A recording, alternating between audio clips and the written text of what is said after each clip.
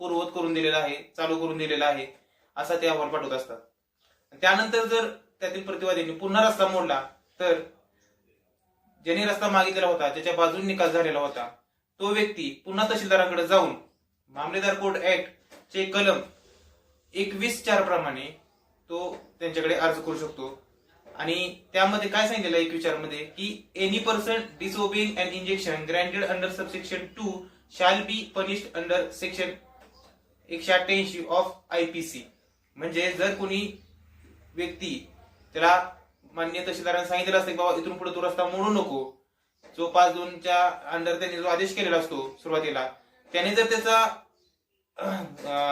Disobey केलं, त्यांनी तो मानला नाही आणि त्याचं उल्लंघन केलं, तर मान्य तहसीलदार हे त्याला 188 प्रमाणे IPC 188 प्रमाणे त्याच्यावरती गुन्हा दाखल करू शकतात.